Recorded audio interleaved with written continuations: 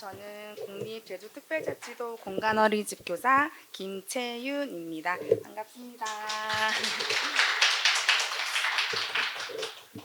네, 먼저 저희 원에서 이번 공모전의 주제로 선정한 자연 매체는 바로 흙입니다. 흙으로 영화들이 얼마나 즐겁게 놀이가 진행됐는지 지금부터 놀이 사례를 발표하도록 하겠습니다. 놀이 사례 작품명은 흙에서 놀멍 구르멍입니다. 대상은 만 2세이고요. 세계의 학급 해뜸 오름 균림반 총 20명의 영아들이 흙놀이에 함께하였습니다. 공모전의 주제를 선정함에 있어서 우리 아이들이 가장 좋아하는 자연놀이가 무엇인지, 그리고 동시에 제주만의 특색을 가진 자연환경은 어떤 것이 있는지 그런 고민을 하게 되었는데요. 그러던 중에 영아들이 바깥놀이 시간 중에 가장 좋아하는 놀이를 생각해 보게 되었는데 바로 흙놀이였습니다. 그 모습을 보고 교사 회의를 통해 이를 반영하여 논의하는 시간을 가졌습니다. 저희 원은 흙놀이를 하기에 아주 좋은 환경을 가지고 있는데요. 먼저 넓은 텃밭과 자연적으로 생겨난 흙 언덕길, 그리고 흙 자갈길, 넓은 놀이 공간을 가지고 있어서 최종적으로 흙을 주제로 선정하였고, 그렇다면 매일 이루어지고 있는 영아들의 흙놀이를 어떻게 하면 더 지원해 줄 수 있을까 하는 고민을 하게 되었습니다.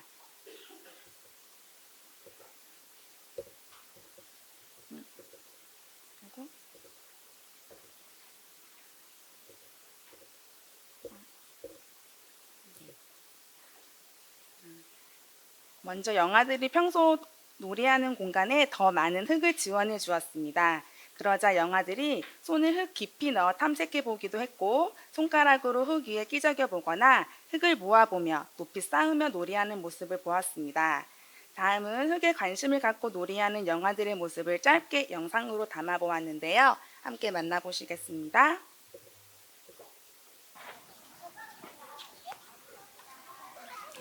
영아들은 이렇게 두 손으로 흙을 모아서 놀이도 해보고, 그 위에 자연물을 얹어 놓으면서 케이크를 만들었다고 이야기를 하기도 하였습니다.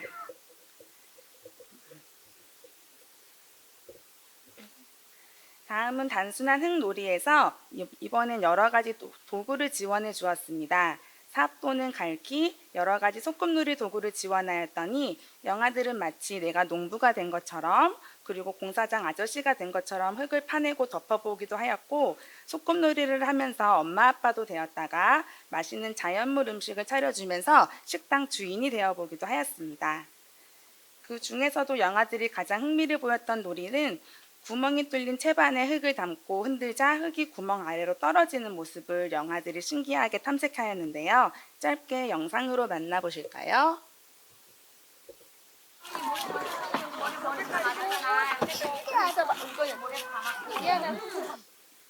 네, 이렇게 흙의 움직임을 신기하게 탐색하는 영아들의 놀이를 지원하기 위해서 교사는 하얀색 전지를 바닥에 깔아서 지원해 주었는데요.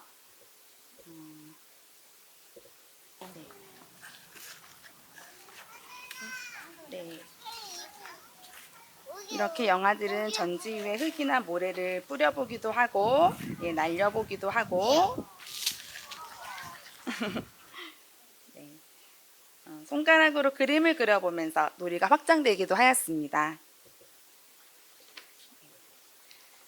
흙놀이에서 곤충, 벌레 찾기 놀이는 빠질 수가 없었겠죠. 저희 아이들도 예외는 아니었는데요. 그 다음 날도 어김없이 곤충 찾기 놀이가 계속되었습니다. 짧게 영상으로 만나보실까요? 거야? 지렁이 찾고 있어. 지렁이 찾고 있어, 서연이. 지렁이는 어디에 사는데? 땅속에. 네, 이렇게 우리 친구들은 지렁이도 찾아보고 콩벌레를 찾으면서 매일매일이 자연 탐구를 하는 놀이 시간이었습니다. 실내에서도 영아들의 흙놀이는 지속되었습니다. 흙의 느낌을 가진 찰흙을 제공하여 주었는데 기존의 영아들이 놀이하던 클레이와는 또 다른 질감을 갖고 있어서 영아들은 관심을 보였습니다. 찰흙을 손으로 만져보고 발로 밟아보면서 촉감도 느껴보고 흙 속에 사는 곤충에 관련된 책을 비치하였더니 영아들의 궁금증도 많이 해결이 되었습니다.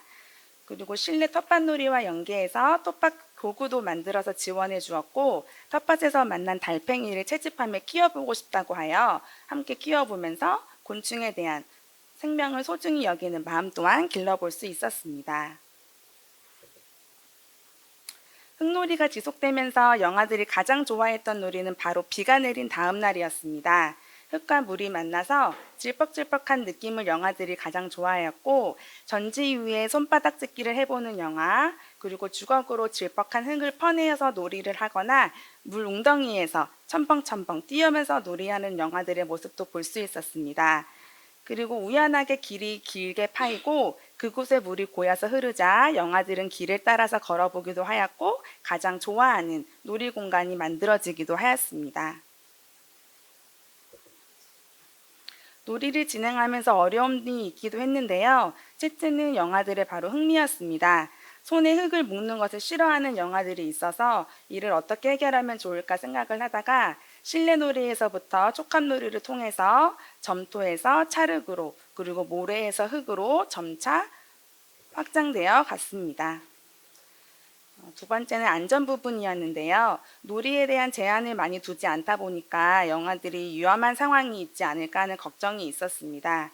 영아들이 넘어지더라도 위험한 상황을 조금 스스로 인지해 보기도 하고 경험을 통해서 그 다음 날에는 좀 더 능숙하게 그리고 그 다음 날은 좀 더 능숙하게 길을 오르고 내리면서 다치는 영아들이 없이 놀이가 이루어질 수 있었습니다.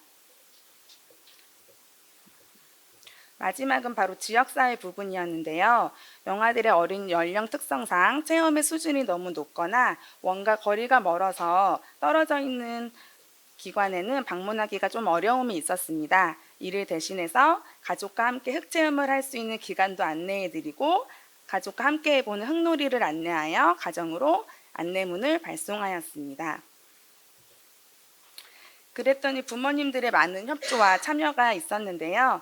가족들과 함께 찰흙놀이를 해보거나 흙에서 자란 열매를 수확해보고 흙에서 키운 채소로 요리를 해본다거나 주말에는 바다로 나가서 모래놀이를 하는 등 가정에서도 영아들과 함께 흙놀이를 연계하여 주셨고 다음과 같이 댓글로 우리 아이가 주말에도 어린이집을 가고 싶어해요 하고 남겨주시면서 만족감을 표현해 주시기도 하셨습니다.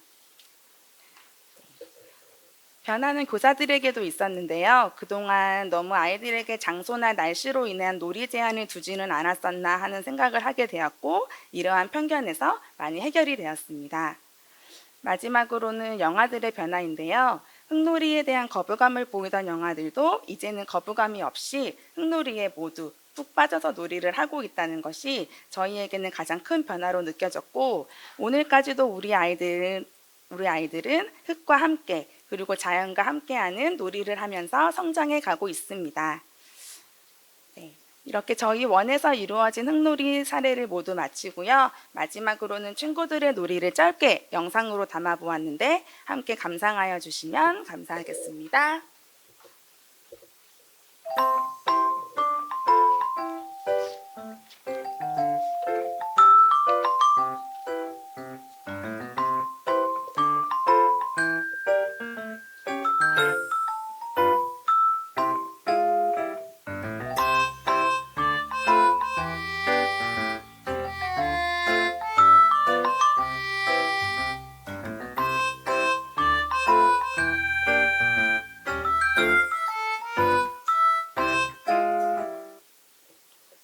이렇게 무더웠던 여름날에 우리 친구들과 함께했던 흙놀이 너무나도 행복했습니다. 사랑스러운 우리 친구들에게 소중한 투표도 꼭 부탁드립니다. 감사합니다.